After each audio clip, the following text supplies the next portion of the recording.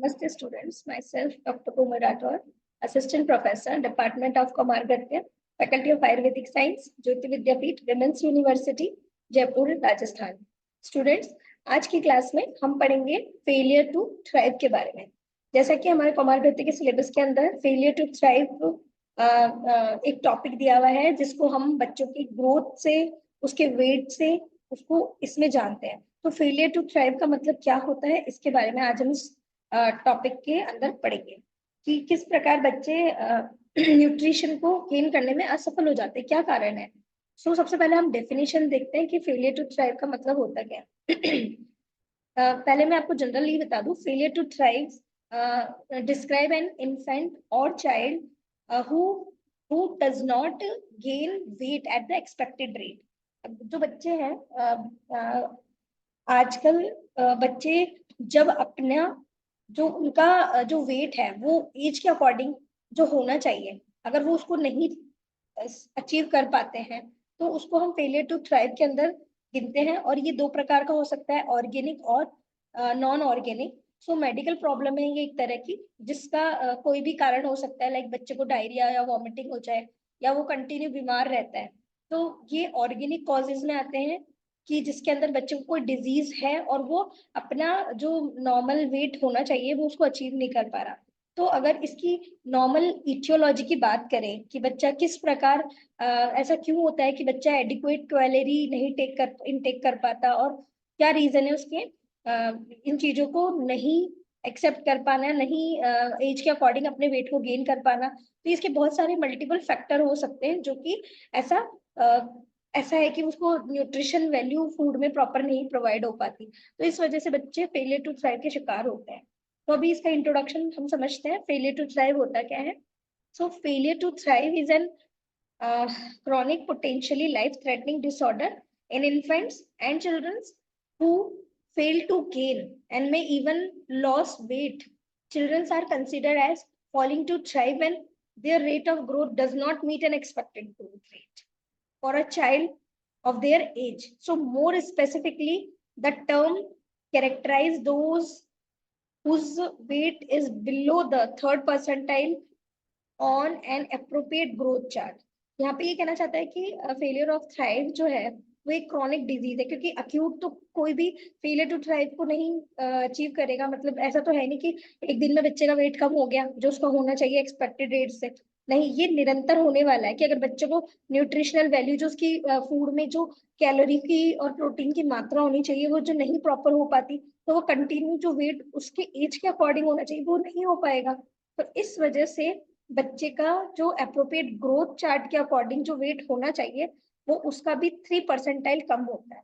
तो तब बच्चे को हम फेलियर टू थ्राइव के अंदर काउंट करते हैं। इसकी डेफिनेशन एक और बता रखी है कि failure to thrive is a term used to describe inadequate growth और the inability to maintain growth in childhood. तो बच्चे की अगर ग्रोथ प्रॉपर नहीं हो पा रही है जो होनी चाहिए, तो उसको हम फेलियर टू थ्राइव के अंदर मानेंगे। अब ये कैसे होता है कि वेट जो है 3% जो स्टैंडर्ड ग्रोथ चार्ट है उससे भी कम है 3 परसेंटाइल। तो वेट और वेट फॉर हाइट अगर 5% से कम है तो भी हम उसको फेलियर टू थ्राइव में मानेंगे। और वेट 20% से भी बिलो है आइडियल वेट हाइट के अकॉर्डिंग।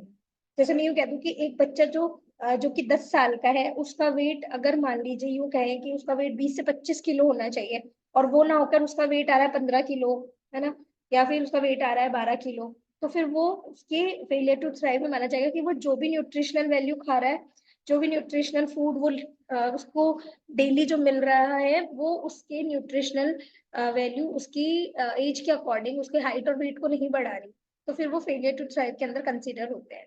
अब रेट ऑफ ग्रोथ क्या होनी चाहिए, less than 20 gram per day from birth to 3 month of age. अगर 20 ग्राम प्रतिदिन 3 महीने तक अगर बच्चा नहीं बढ़ता है, 20 ग्राम वेट प्रतिदिन बढ़ना चाहिए बच्चे का 3 महीने तक, तो वो एफटीटी में आएगा। 15 ग्राम पर डे 3 से 6 महीने में बढ़ना चाहिए। Fall of from previous establish growth curve, और जो पहले जो ग्रोथ कर्व यूं जा रहा था उससे भी ज्यादा ही कम हो जाए तो भी वो फेलियर ऑफ टू थ्राइव में आएगा। और downward crossing of more than 2 major percentile. ठीक है, तो ये सारी चीजें फेलियर टू थ्राइव के पैरामीटर्स में आती है। अब हम बात करें इसको हम कैसे क्लासिफाई करेंगे। तो ये तीन, वैसे तो मेन इसके दो क्लासिफिकेशन है, पर थर्ड मिक्स है कि ऑर्गेनिक और इनऑर्गेनिक दोनों हो जाए, कि मतलब बच्चा किसी डिजीज से भी ग्रसित हो और उसको मतलब वो माल न्यूट्रिएंट तो पहले ही है लेकिन उसे कोई डिजीज भी हो जाए तो फेलियर टू थ्राइव और भी डबल तरीके से फैलेगा। तो ऑर्गेनिक, इनऑर्गेनिक एंड मिक्स्ड तीनों प्रकार के टाइप्स इसके अंदर बताए गए हैं। देखिए ऑर्गेनिक फॉर्म देखते हैं। सो ऑर्गेनिक एफटीटी किसको मानते हैं? occurs when there is a underlying medical causes like premature birth, maternal smoking, अगर मदर बच्चे की प्रेगनेंसी के दौरान स्मोकिंग करती है, अल्कोहल यूज करती है, किसी भी प्रकार की ड्रग से एडिक्ट है प्रेगनेंसी में, तो बच्चा एफटीटी का शिकार होगा। मैकेनिकल प्रॉब्लम प्रेजेंट, अगर उसे कोई और भी मैकेनिकल प्रॉब्लम है, अनएक्सप्लेन पुअर एपेटाइट है, when that are untreated to mechanical problem, inadequate intake also can result from metabolic abnormality, पूरा एब्जॉर्प्शन की प्रॉब्लम है, मतलब अगर बच्चा खा तो रहा है लेकिन उसे पर्नीशियस एनीमिया है या अदर टाइप ऑफ कोई भी जेनेटिक डिसऑर्डर है जिस वजह से जो भी फूड खाता है लेकिन उसे इनटेक तो कर रहा है लेकिन एब्जॉर्प्शन नहीं हो रहा, उसके इंटेस्टाइनल को डिसऑर्डर है, तो फिर बच्चा एफटीटी का शिकार होगा। Inability of the body to use absorb nutrient or increase loss of nutrients. Then inorganic की बात करें तो due to cause other than medical, अब यहाँ पे मेडिकल के अलावा अदर कॉज है। ऑर्गेनिक में तो कोई डिजीज या माता को या बच्चे को स्वयं को कोई डिजीज है तो उसको एफटीटी हो रही है, और यहाँ पे इन सब के अलावा अदर देन मेडिकल कॉजेस, यहाँ पे poor feeding skill and part of the parents, अगर बच्चे ही माता पिता ही बच्चे को न्यूट्रिशनल नहीं खिला रहे हैं, डिसफंक्शनल फैमिली इंटरेक्शन, बच्चा फैमिली से इंटरेक्ट ही नहीं है, difficult parent child interaction, lack of social support, lack of parenting preparation, and family dysfunction such as abuse and divorce, child negligency, emotional deprivation. So ये सब इनऑर्गेनिक चीजों में आता है जिसके अंदर ये बता रखा है कि बच्चे में स्वयं में कोई भी कमी नहीं है लेकिन वो मेंटली अपसेट है या पेरेंट्स की वजह से या खुद की कोई भी इमोशनल कोई भी चीज है, तो इस वजह से बच्चे क्या करते हैं, कुछ भी खाएं तो वो उनकी बॉडी को बिल्डअप नहीं होने देता, तो इसकी वजह से इनऑर्गेनिक एफटीटी होती है। मिक्स के अंदर दोनों चीजें आती है। So cause of OTT, inadequate calorie intake, inadequate absorption, inadequate calorie requirement, excessive loss of calories and altered growth potential और regulation, ये सब इसके अंदर आते हैं। अब inadequate calorie intake को अगर हम देखें तो यहाँ पे आएगा incorrect formula preparations, neglect, इनएडिक्वेट formula preparation, मतलब बच्चा जो भी खा रहा है वो प्रॉपर बैलेंस डाइट में नहीं है या फिर खा ही नहीं रहा है, उसको नेग्लेक्ट कर रहा है, गिरा दे बच्चे को, आप टिफिन वगैरह बना के दो। देन एक्सेसिव जूस कंजप्शन, बाकी कुछ ले ही नहीं रहा, सिर्फ जूस जूस पी रहा है, कैलोरी जैसी कोई चीज ही नहीं खा रहा। पॉवर्टी आ गई है, behavioural problem like affecting eating, non availability of food, misperception about diet and feeding practice, and error in formula reconstitution, तो ये सब चीजें भी inadequate calorie intake में आती है। dysfunctional parents child interaction, child abuse and neglect, and behavior feeding problem, mechanical problem with sucking and swallowing and feeding, मतलब बच्चे की कोई ना कोई मैकेनिकल प्रॉब्लम है बॉडी के अंदर, तो ना वो खा पा रहा है या सकिंग नहीं कर पा रहा है अगर वो फीडिंग हैबिट पे है तो ये सब चीजें भी एफटीटी की तरफ इंगित करती है हमें। प्राइमरी न्यूरोलॉजिकल कोई डिसऑर्डर्स है या फिर क्रॉनिक सिस्टमिक डिजीज है, जैसे एनोरेक्सिया रहता है, फूड नहीं खाने का मन करता है, या न्यूरोलॉजिकल कोई प्रॉब्लम रहती है, तो ये सारी चीजें आती है आपके एफटीटी में। अब इनएडिक्वेट एब्जॉर्प्शन की बात करें तो इसमें सर्टेन डिजीजेस आएंगी like cystic fibrosis, coeliac disease, vitamin deficiency and hepatic diseases. इस वजह से बच्चा खाता तो है लेकिन उसको प्रॉपर एब्जॉर्प्शन नहीं होता, उसका न्यूट्रिएंट्स वगैरह, उसकी न्यूट्रिएंट्स वैल्यू जो है वो प्रॉपर ब्लड में मिक्स नहीं होती तो बॉडी को नहीं लगती, ठीक है। तो ये सारी जो डिजीज है वो एब्जॉर्प्शन को अफेक्ट करती है। और कैलोरी रिक्वायरमेंट, अगर बच्चा खा तो खूब रहा है, कैलोरी रिक्वायरमेंट है जितनी उससे ज्यादा खा रहा है तो भी वो डिजीज काउंट करेगा। जैसे कुछ डिजीजेज होती है जिसमें हमें बहुत ज्यादा जरूरत पड़ती है, जैसे हाइपरथायराइडिज्म का पेशेंट है, वो खाता बहुत कुछ है लेकिन उसके शरीर को लगता नहीं है, कैलोरी इनटेक बहुत ज्यादा है। Congenital heart disease, chronic immunodeficiency, या फिर क्रोनिक रेस्पिरेटरी डिजीज है, नियोप्लाज्म है, या क्रोनिक और रिकरेंट इन्फेक्शंस है, तो भी बच्चे में ये सब होता है। एक्सेसिव लॉस ऑफ कैलोरी, बच्चा बहुत ज्यादा कैलोरी लॉस कर रहा है, जिसमें परसिस्टेंट अगर कंटिन्यूस को वॉमिटिंग है, गैस्ट्रोइसोफेजियल रिफ्लक्स की डिजीज है, गैस्ट्रोइंटेस्टाइनल ऑब्स्ट्रक्शन है, ठीक है, और increase intracranial pressure, renal losses या रीनल ट्यूबुलर एसिडोसिस की कंडीशन में, डायबिटीज मेलाइटिस के अंदर एक्सेसिव लॉस ऑफ कैलोरीज होती है, and inborn error of metabolism. यहाँ पे भी पेशेंट जो है, बच्चा जो है, वो एफटीटी का शिकार होता है।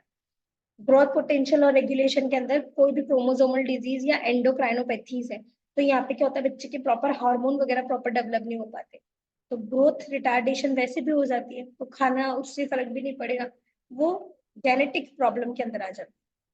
क्लिनिकल फीचर में height, weight, head circumference do not match on standard growth chart, and weight is lower than third percentile. Growth may have slow and stop after a previous established growth curve. ठीक है, physically skill such as rolling over, setting, standing and walking decrease. जो बच्चे के milestone होते हैं proper, वो नहीं बच्चा कर ही नहीं पाता उसको अचीव, तो वो सब चीजें इस एफटीटी में देखी जाती है। मेंटल और सोशल स्किल भी डिक्रीज होती है, मतलब जिस मंथ में बच्चे को जो चीजें या जो माइलस्टोन या रिफ्लेक्स दिखाने चाहिए, सोशल और यू कहते कि बिहेवियरल जो चीजें उसमें आनी चाहिए, वो चीजें नहीं आ पाती, तो इस वजह से भी वो एफटीटी उसमें हो जाती है। सेकेंडरी सेक्सुअल कैरेक्टर डिले, क्योंकि ये है कि एंडोक्राइनोपैथीज है, तो हार्मोन्स प्रॉपर डेवलप नहीं होंगे, तो यहाँ पे फिर सेक्सुअल कैरेक्टर्स जो है वो भी डिले हो जाते हैं। मैनेजमेंट क्या करेंगे अब इसमें? मैनेजमेंट के लिए जरूरी है कि हम उसे डाइटरी अलाउंस दें, कैलोरीज वगैरह जो है वो उसको प्रॉपर प्रोवाइड करें, तो वो उसकी ग्रोथ को बढ़ाएगा। Correction of any underlying disease, अगर कोई अंडरलाइंग डिजीज है जो मैंने आपको अभी बताई, अगर उससे रिलेटेड है तो उनको क्योर करें। Improvement in care giver skill, को जो केयर गिविंग पर्सन है जो दे रहे हैं, वो भी हम उसको इम्प्रूव करें, उसको अच्छे से ट्रीट करें, टीच करें। Then regular and effective follow up, बच्चे को टाइम टाइम पे फॉलो अप के लिए लेके आए। ट्रीटमेंट में also involve improving the family relationship and living conditions, तो ये भी बहुत जरूरी है बच्चों के लिए। कॉन्स्टिपेशन को क्योर करें, एक्सेसिव क्राइंग को, excessive sleepiness, irritability, minimal smiling, avoidance of eye contact and unresponsiveness. So diagnostic evolution में हम प्रॉपर हिस्ट्री टेकिंग करें, और एग्जामिनेशन और टेस्ट जो जरूरी है वो करना है। हिस्ट्री टेकिंग के अंदर प्री नेटल हिस्ट्री ले, लेबर वाली हिस्ट्री ले, डिलीवरी के टाइम की, medical history of child, social history, nutritional history is important, and some examples like for test और एग्जामिनेशन लाइक फिजिकल एग्जामिनेशन, ये जो डेनवर डेवलपमेंट स्क्रीनिंग टेस्ट है ये जरूरी है, और जो ग्रोथ चार्ट की जो आउटलाइन है वो भी बहुत जरूरी है। सीबीसी कराएं, इलेक्ट्रोलाइट इम्बैलेंस जो है बच्चे में उसको चेक करने के लिए हम सारा कुछ देखें। हीमोग्लोबिन इलेक्ट्रोफोरोसिस टेक्निक से hormone study including thyroid function test, X-ray to determine bone age, and urine lysis is important. So feeding initially should be not greater than 4 hours and maximum time allow for sucking should be 20 minutes. And eliminate restrictive events. अगर बच्चा जो है उसको आप हर 4-4 घंटे से ज्यादा में दूध ना दें, और 20 मिनट उसकी सकिंग पावर जो है वो अलाउ करें, और जो डिस्ट्रैक्शन है उसको नहीं। बच्चों को आप किसी भी अच्छी जगह ले जाके जहाँ शोर शराबा ना हो वहां उसको फीडिंग कराएं। एक्सेसिव फ्रूट जूस वगैरह ना दें, फिर कैलोरी के लिए तो सॉलिड पार्ट भी खिलाएं। For older younger child, meals should be at least for 30 minutes. Solid food should be offered before liquid, and environmental distraction should be minimized. So conclusion is that failure of thrive is a descriptive term, not a specific diagnosis. FTP is the result of inadequate usable calorie necessary for child metabolism and growth demand. Simplify approach to FTT by detailing history, physical examination, primary caregiver, initial investigation including CPC, ESR, urinalization, urine culture, stool for ova and cyst for parasites, and trail of nutritional therapy with calorie dense diet. So that's all for this session. Hope you understand FTT, what is it, what its definition, what's its type, or what's its the causes. So hope you like that session. If you have any kind of query or questioning about this session, you can ask me below in comment section. I will definitely try to resolve your problem. So thank you so much.